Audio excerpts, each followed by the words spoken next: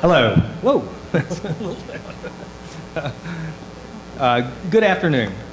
I'm Eric Banks, and it's my pleasure to welcome you here today to our panel titled Discovering America. Before we begin, I would like to let you know that books by authors in this program can be purchased from Greenlight Bookstore outside the building, where the authors will also be signing their books immediately following this program. Authors at the conclusion of the program, please go directly to your signing tables. Very excited to be part of this panel this afternoon. I'm really glad you could join us. I want to let you know that we'll have some time at the end of the program. If you have your questions ready, we'll take a few minutes for you to ask your questions of our panelists. But it's such an exciting group of writers, and it's such an interesting topic. I was saying earlier that I'm happy with the way this description works, and this is a little bit like when you get on the train going to somewhere upstate, and they say this train is discovering America. So if you're expecting another panel, it's time to get off the train. The description of this, I think, is really interesting. The strange, twisted enigma of America has long fascinated writers, both foreign and local, while the questions of who we are and what we've become seem even more pertinent today. That's such an understatement. I mean, obviously, if we had, this is the kind of conversation that I think people really, it's a wonderful thing always to encounter at any book event. But I was thinking how different the texture will probably be in our conversation today than would have been 5 years ago, when we would have been talking about globalization probably, and post-nationalism, and all these really, these things involving boundaries and borders, hopefully disappearing. And of course, we live in a very different world now and in a very different United States. So I'm very interested to hear how our writers will reflect on that as well. Especially since so many of the books were written in different periods when we were thinking about the experience of being a foreigner in the United States was a very different one, whether it was the aftermath of 9/11 or following the Balkan Wars in the early 1990s. So anyway, very glad you could join us, and I'll very quickly introduce our panelists. Joseph O'Neill is far end of the table. Joseph O'Neill is the author of the novels The Dog, Netherland, which won the PEN/Faulkner Award for Fiction and the Carey Group Irish Fiction Award, The Breezes, and This Is the Life.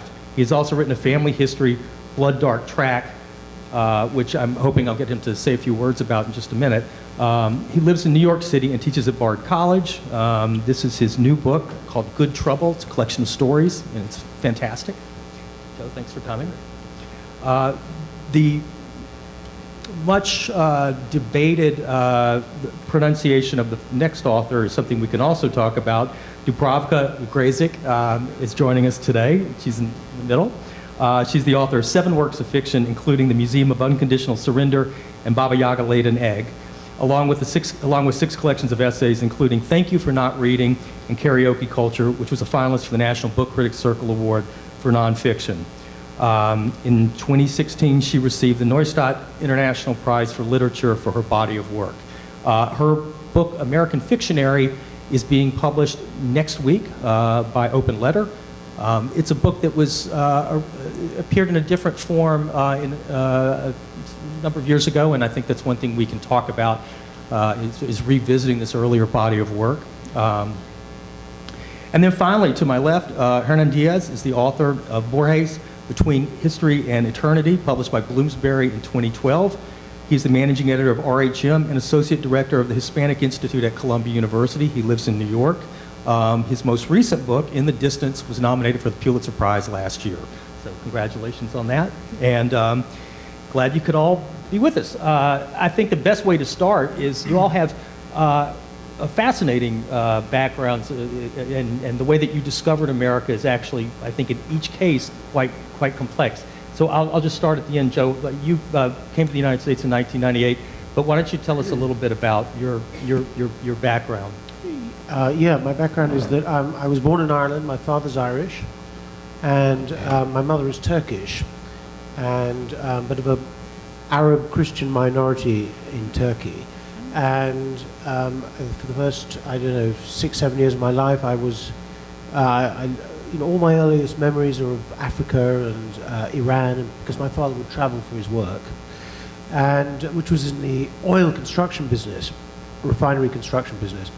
Then I grew up in Holland mainly. I went to an international school in Holland.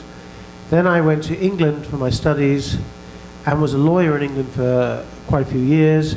And then in '98, I came to New York, and I've now lived in New York longer than I've lived anywhere else. And I'm an American citizen. So that's my story. Dubravka? Oh, I'm a complicated case because it is usually written in the book that I'm a Croatian writer living in Netherlands, or that I'm a Croatian-born writer living in Netherlands, which is not true because I'm Yugoslav-born author living in Netherlands, but then I'm also Dutch because I have Dutch citizenship.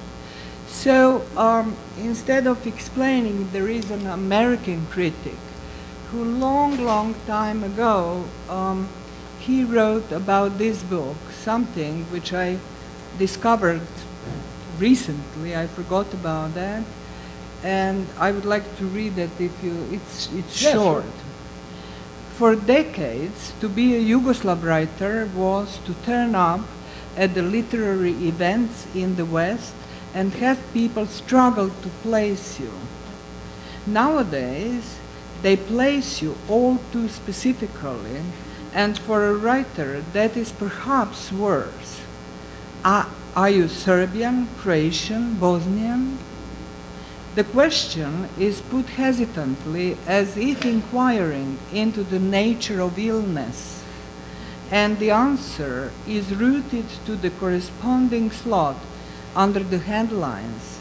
What does this have to do with the pith of your style, your use of myth, your totally shades of Robert Musil, Italo Calvino, or William Faulkner? So, for Dubravka Ugresic, a Croatian adrift in Western Europe and the United States, it was almost a pleasure when a shop assistant asked while spelling out her name, "Is it with those little guys above the letters?" At last, a literary question. It was written by Richard Eder in 1995 in LA Times.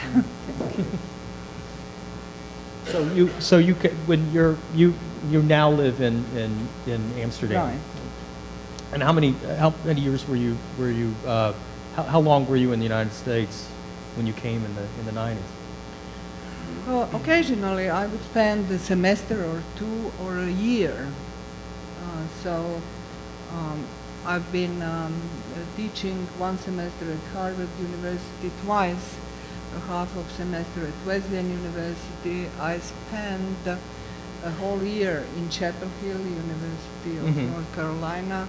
I spent a couple of months in Los Angeles and so on. Yeah. And in Boston also on the ground. Yeah. Hernan, I'll ask you the question too. You have one of the first things when I was reading your novel, I was curious as to why there was a Swedish character at the center, and then I subsequently found out, about your background, which is so fascinating. Well, first of all, before I start, I can't believe I'm sitting here with Dubravka and Joseph. I really admire them, and I'm so happy to be here. I was born in Argentina. My father was a Trotskyist in the 70s, which didn't end so well. There was a coup in '76, so we left on a Finnish freighter ship to Stockholm. And I grew up in Stockholm speaking Swedish. That was sort of my first social tongue. And then later we moved back to Argentina. I didn't feel quite at home there. So I left as soon as I could. I moved to London, where I lived for a few years. And then I've been in New York for 20 years now, almost, I think, exactly. And I also I'm an American citizen. and I also have an Italian passport. Yeah, and all these three countries, I feel, always had a very fictional element to them. When I was in Sweden, Argentina was all these stories my parents would tell me. I had no recollection at all. And then Sweden, when we moved back, became very mythical for me in my mind, sort of an Eden-like territory of childhood. And then, of course, the United States was always very, very fictional, from my first Lucky Luke comics and then literature. So, yeah. What are the Lucky Luke's comments? Oh, those are Belgian comics. It's the same writer who wrote Asterix. I'm sure you know Asterix, who by coincidence lived in Argentina for a while. And Tintin. Yeah, so that was my first, and then I got really into detective fiction. So you really are drawn to genre fiction? No, it was just that. Yeah. Well, the reason I say that, and this is one that will sort of, I hope, go from here. It's your book is very much about this experience of a foreigner coming to, and I'm using foreigner in a way that is probably a way that we don't really use it now, but it's someone who's coming to the United States in just before the Civil War from Sweden. Basically is traveling across the desert and is this real sort of no man's land, this incredible landscape. But it's very much something that if you're reading it, you recognize that it's a Western of some sort. Oh, I see. Yeah. No, in that sense, I'm interested in genre. It's not. I thought you were asking if I read genre literature, what we commonly mean by that. And I honestly, I don't think I do that much. But I'm interested in genre as a device because it's such an. I mean, it's very economical because it condenses so many expectations, so many commonplaces, so many preconceptions. And if you can turn all of that into your favor and manipulate it, half of the work is done for you. And in the case of the Western, I thought it was this kind of derelict genre, and I found that very shocking because it should have been the American genre, because it sort of whitewashes the worst aspects of American history, you know, racism, genocide, misogyny, the obsession with private property, guns, right? Yeah. The individual above the state, a mistrust of the state, vigilantism, and yet it didn't really happen for the Western. So I thought maybe hijacking it was a way to intervene into American history. Yeah, it's an interesting choice as a way to really write about this experience of being, I think you called it in one place, what does it mean to be foreign in a situation that has absolutely no context, which is very much the way that you write about this sort of undefined American West. Yeah, most of the book takes place in what at the time was called the unorganized territories, and the ideological load of that first word is very heavy, I think. But these were territories that, strictly speaking, were not part of the Union. So this character, this Swedish character, is lost and a foreigner in a place that is not, strictly speaking, a country. So I found that paradox very productive to explore a very radical form of foreignness. I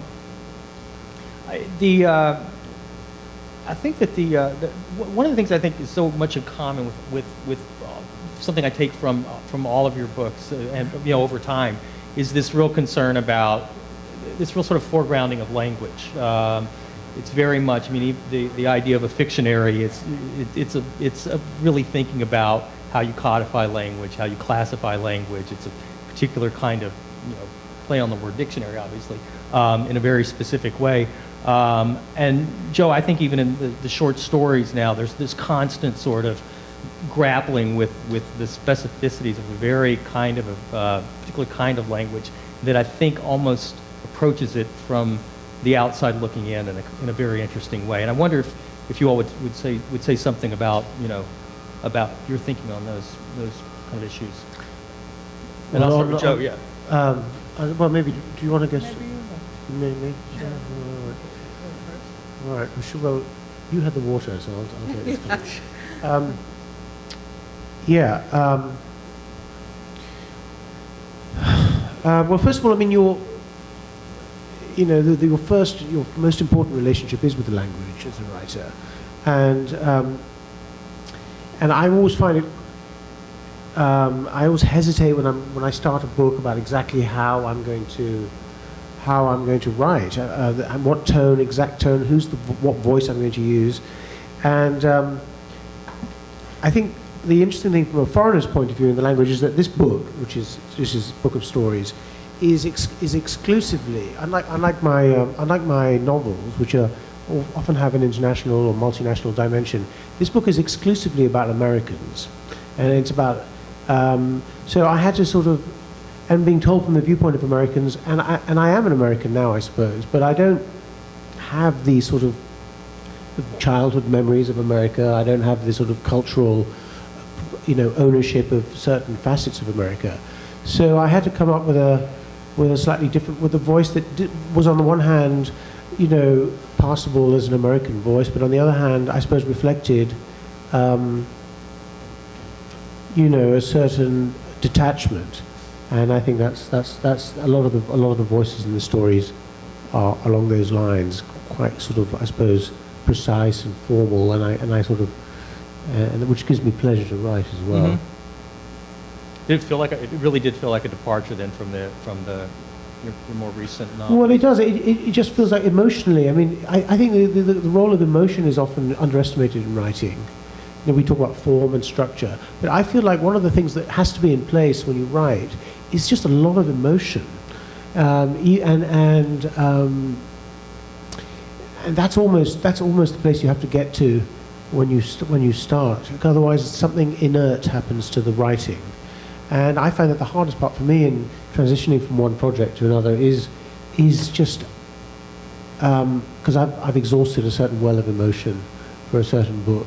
And it's just coming up with another, regenerating a kind of a depth of feeling and a difference of feeling, which may not necessarily sort of make each book feel very different, but it's certainly necessary for me to write, and it's emotionally exhausting as well. And I want that. I want to feel emotionally involved and worn out by what I'm writing. Otherwise, it doesn't feel. It feels like something is wrong. Yeah. And I guess it's so written into this project. I mean, your approach to language. We were talking beforehand too about your kind of relationship to Dutch, and I promise not to bring it up. But there's a way that you talk about in this book about the triangulation of New York, of Holland, and of the former Yugoslavia. Yeah, it's. I think, to make the long story short, because my love story with America starts from my childhood, and it's a long story before I came here. But that book, American Fictionary, was in fact published. Yeah, thank you. Yeah. Sorry. Can you hear better? Sorry. So that book was written and published 25 years ago, a quarter of a century ago, under the title Have a Nice Day, From the Balkan War to the American Dream. And I was dreaming about having a second chance and put the original title. And it happened thanks to my publisher, Opal Letter Books, which published it under the original title of American Fictionary. When it was first published under that long title, editor said that nobody in the world would understand what word Fictionary means. This book is not a novel, it's not a collection of short stories, but it's a collection of little essays, little stories, little pieces about my environment. And my environment then was University of Wesleyan and New York. And of course, wider environment was a war which started in Yugoslavia, and I have had family there. And I was invited to teach a year, and then I was also commissioned by a Dutch newspaper, NRC Handelsblad, to write a column for them. So it's an extremely, I would say, nervous book. It's almost like a use of internet, you know, because addressee was unknown to me, Dutch audience, Dutch readership. Then I was also, my view on America was shattered by my care about what is going to happen in Yugoslavia. But nevertheless, I think that it is usually not important how did you write a book. I mean, who cares? The reader does not care. But I'm explaining that too, maybe readers would feel this energy which is beneath, and this is that strange position of an author, of an observer. So, what's the experience like in bringing this book back out after you know, a world that's changed so much in the last 2 decades plus? I know that you made a few adjustments to it. I think there's one essay that's no longer included, and then maybe there's one new one. I could be wrong. Right. And there's a really interesting postscript as well. Yeah. What motivated you to think about that in, you know, this moment? Yeah, I mean, first of all, I realized that you can't change the book much, because you destroy all of that. You destroy that energy which is beneath. I mean, so you can do a bit, and I did a bit. I excluded one essay, I included the new one, I did some cuts, and so on, and I did a postscript which explains all that story. The postscript written last year, in fact. It's a risk. Such a book is a risk, but I already got quite positive reviews from younger people who read this book like it is, in spite of all the dates and everything, like it is written yesterday. So it's a compliment. And if it works as a fresh book, then it is success, I would say. If not, then I failed. Well, that's, I mean, I guess what I'm also asking, did you feel that that this was an important moment to bring I mean, was there something very specific about this moment that made you want to republish the book in this, you know, this particular political context? I mean, it was all it was all publisher's idea. I don't have such a high self-esteem to be sure that the book written 25 years ago would work equally today. But he was somehow sure, and he took a risk. Yeah. Well, you have this great line that you say a couple of. It's in the beginning. It's at the beginning of the book, and it's also in the postscript about. You say that any writer with any self-respect should avoid writing autobiography, diaries, or writing about other countries. So I'm curious I'd like to hear you say a little bit more about that, and maybe we could all talk about that. I still think so, but then from the other hand, America is the biggest cultural, the strongest cultural text ever. And we are all writing footnotes. My book is a tiny, tiny footnote to that huge cultural text. I don't know, I mean, it is a cultural text of 20th century.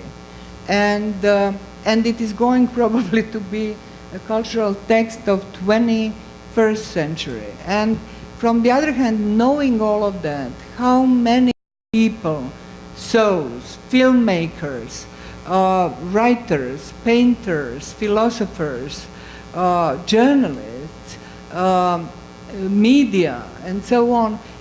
Through all those years, stories, myths, your book too, as a myth about. So how many people and souls participated in building this texture, this cultural text, gave me somehow, knowing my place, that I'm just a footnote, gave me this possibility to say, yes, I'm going to write something too, So, so if you take all of that from that perspective, then of course this book does not have end. And that's why I rightly called it fictionary. Mm-hmm.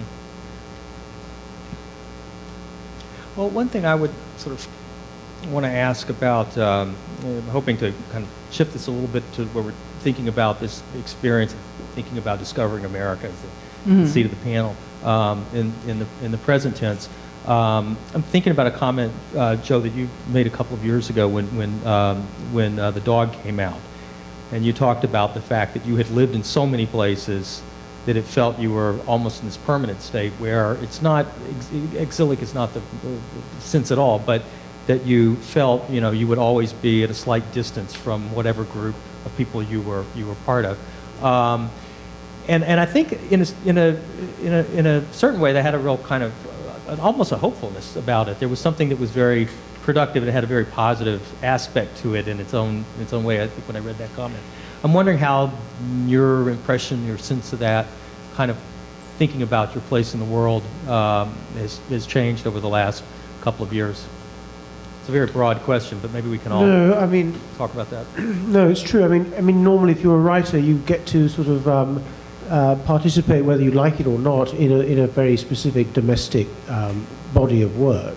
So if you're a writer who's born in New York, you kind of have a set of experiences, a childhood that is recognizable to a lot of people, and you have an audience, and there's this immediate conversation that happens, an immediate relation of familiarity and recognition that a writer can use.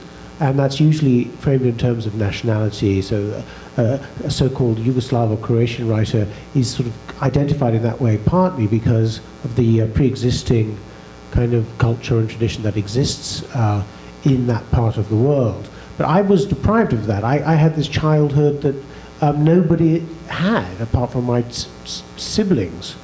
The Dutch, the sort of Irish-Turkish person living in Holland is not, there's just not a big market of people who will say, oh yeah, I have to read that, that's my childhood. Whereas if I'd sort of grown up in I don't know, Idaho, yeah, there are people who either have fantasies about that situation or actually identify with it. So it was sort of difficult, and I couldn't really write about any particular society from the privileged position of the insider. But then as I became a more experienced writer, I realized that ultimately that this was possibly something I could use as a strength. And so I wrote that book Netherland, which is a book set in the immigrant world of New York with a Dutch protagonist who has a friend who's from Trinidad, and they play cricket in New York. So that sort of complete weirdness I used, and it sort of resonated with Americans, not because they were waiting to hear about cricket. In fact, I'm not sure why it resonated at all. I think, actually I do. I think my dirty secret, when a young writer says to me, what should I write about? I always say New York City. Because it's just a subject everyone's interested in. Anyone, people, it just has that natural, or used to, I don't know if it still does. I think it still does. But I wrote that book when I was freshly arrived in this country. And if I had to write it now, I don't think I could write it.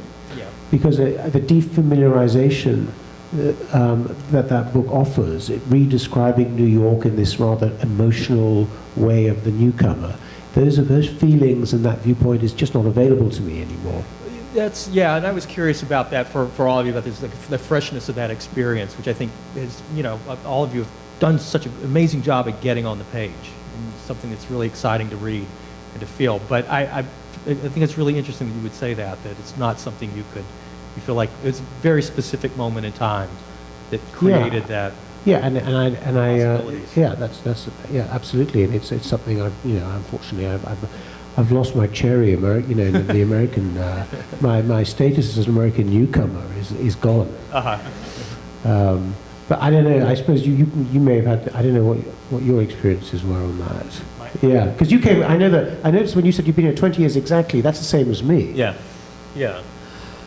Gosh, I wrote a whole other novel before In the Distance that nobody would publish, and the title of that book is The States, and it's more related to what you were just saying. It's about this Uruguayan immigrant who things don't go very well for him, and he decides to sell himself for a medical experiment, and things get very strange.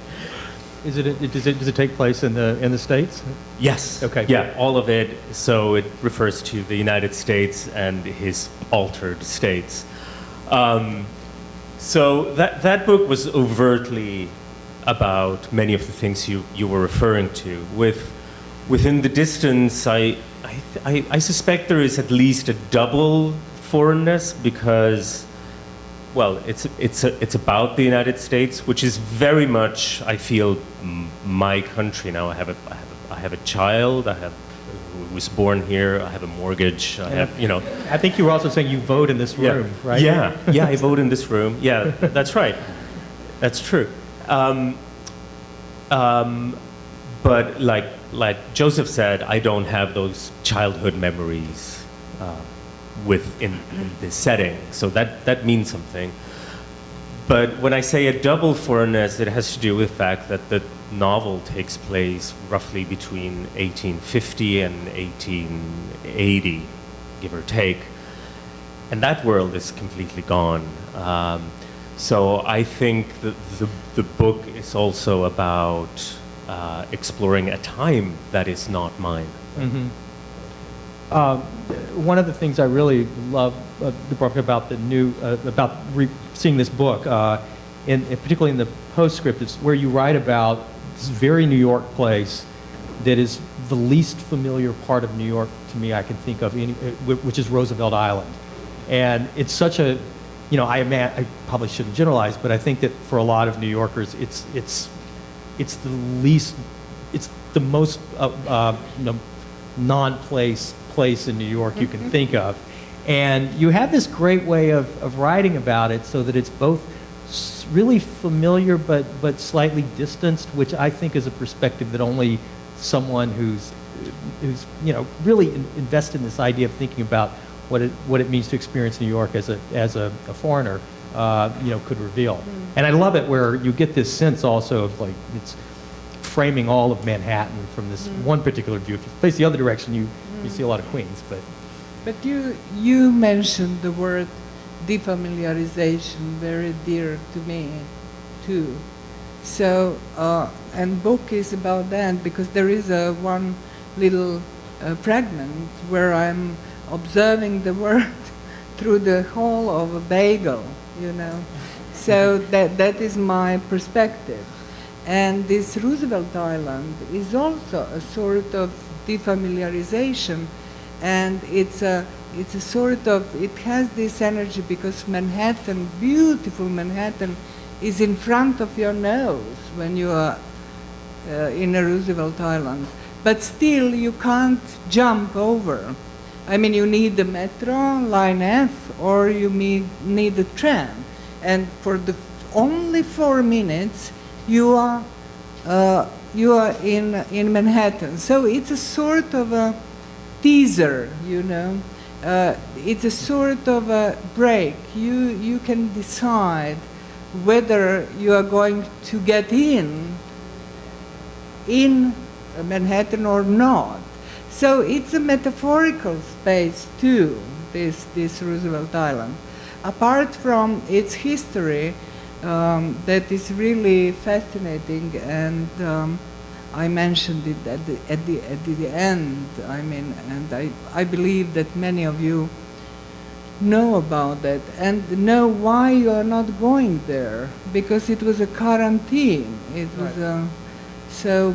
And yeah, I it didn't know was a Mae prison. West was in prison there at one point. Or Yeah, did jail and time, I this should is say. what I used, because many famous women were there in prison, like Emma Goldman, like Mae West, who had on the stage her play Sex on Broadway, and then because of obscenity, she was put into the prison for 10 days.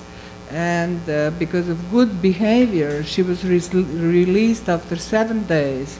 And then she wrote a report for the newspaper, and for that honorarium, she managed to found a library, prison library at the island. I just want to mention Billie Holiday, who spent also.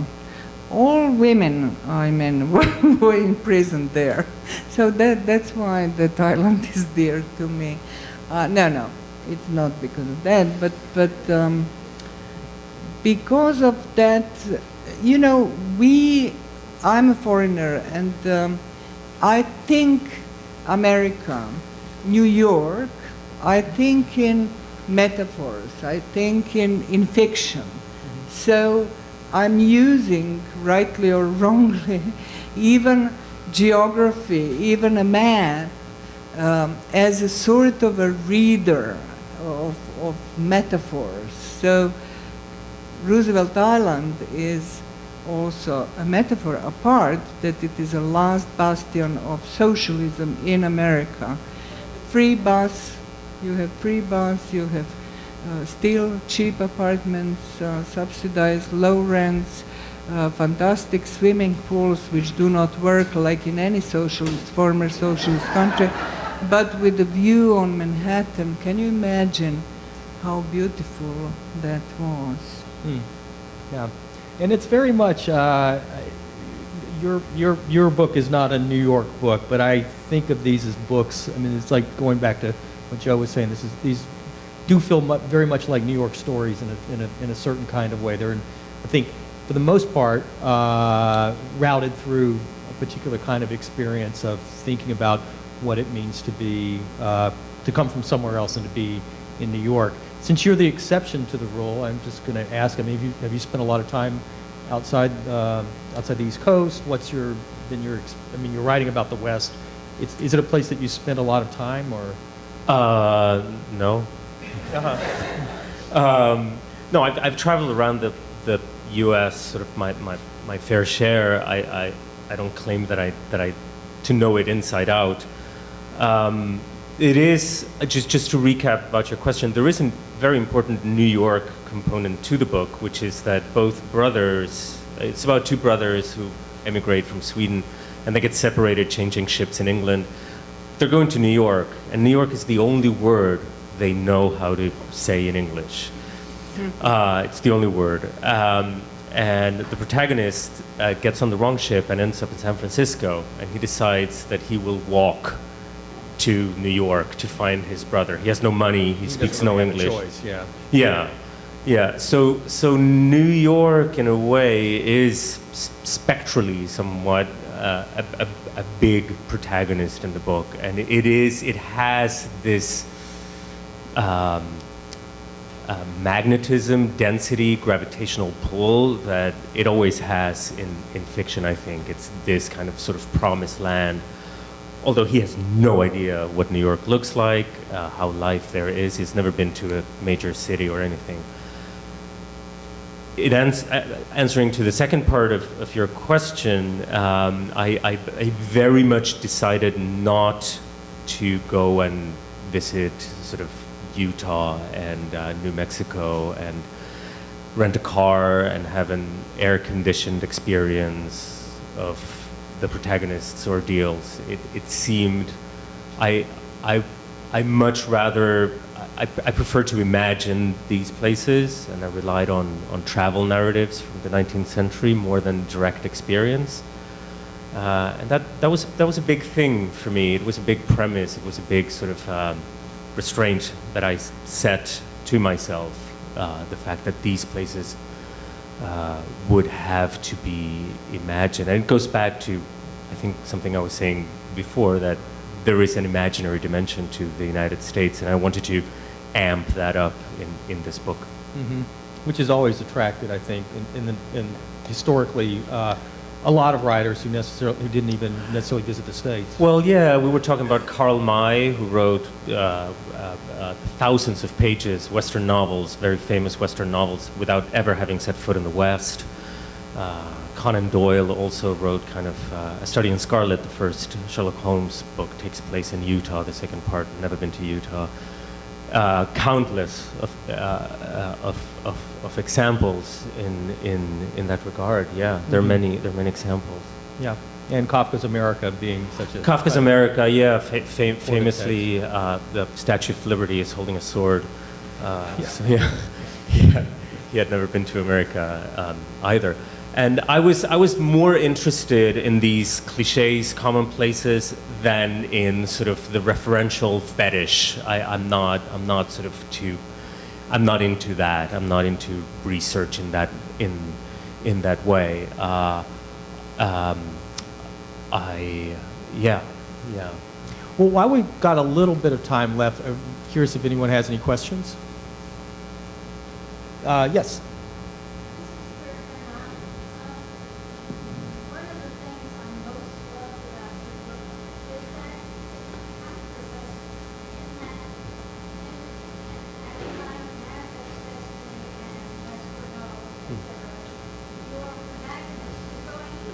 Yeah.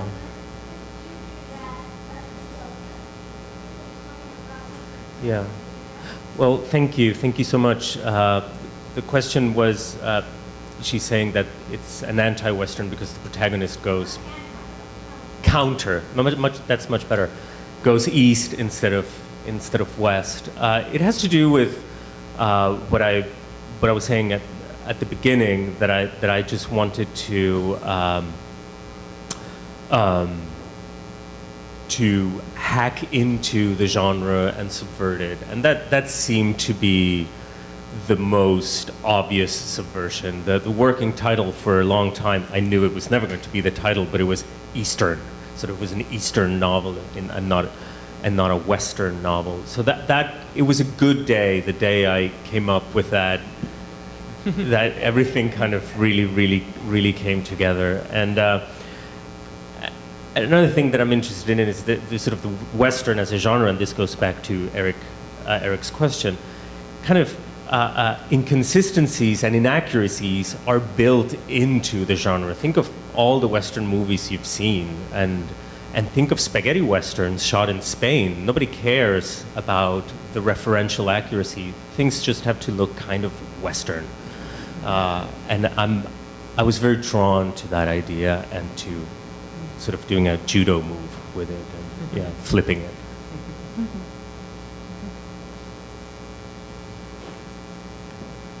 Yeah, that seems to be a very particular kind of American, but there's something very American about if it looks like a Western, it's a Western.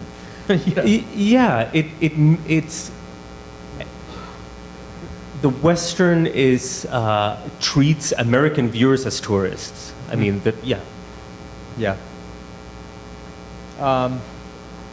Well, let's see. Does anyone else any other questions for our panelists? Yes.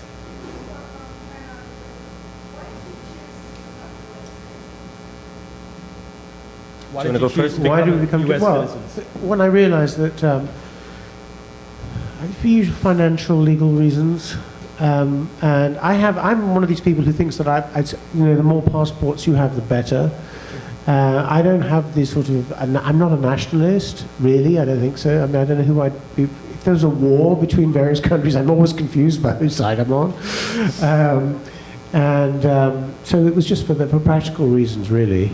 But like Hernan, I've become quite involved in the political activities, which one would associate with becoming a national. But I always felt like that my actual nationality was New Yorker.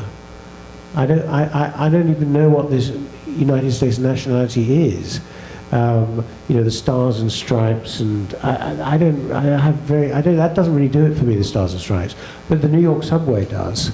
I'm always amazed at who's on this. I always look around and I think there's absolutely everybody on this subway. Mm-hmm. And that I feel a sense of a project which I'm happily a part of.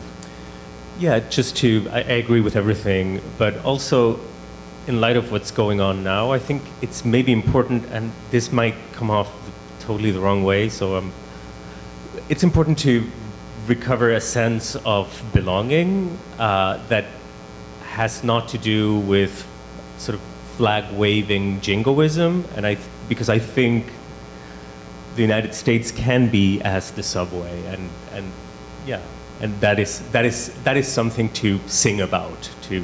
Yeah, on that, I just want to ask Dubravka about that.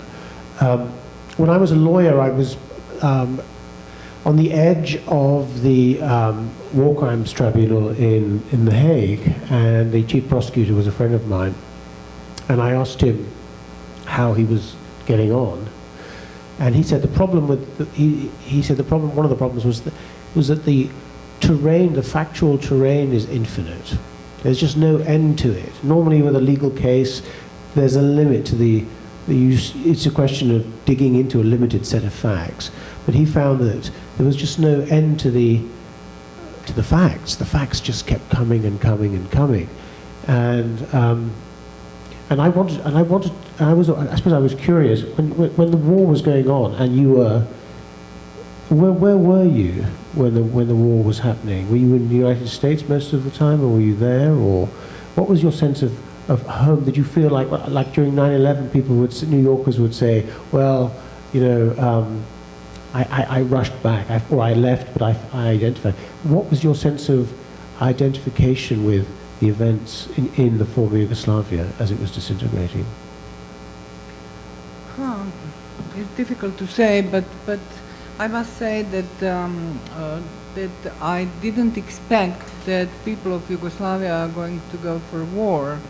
I didn't expect that people are so stupid to destroy everything they've built together, and so on and so forth. So when I saw those two figures like Milosevic and Tudjman, I and all my friends, we laughed. We didn't believe that those figures are going to become very soon presidents and then leaders of two states. And but I was wrong. And then I left the country in 1993, not because I was afraid of war, but because simply on a physical level I could not breathe. I could not live there because concentration of hatred and stupidity, it was so high that normal person could not bear it. So after that, I simply realized that there are 5 elements, not 4, There is fire, earth, air, water, and stupidity. That's a good note to end on. I want to thank you all for coming. The authors will now be signing their books at signing table H outside the building. Bank Street Books will be selling their books there. Authors, I want to ask you to please bring your name cards to the signing table. The audience will please clear the room for the next table. And I want to thank Hernan, Dubravka, and Joseph for a wonderful conversation. Thank you all.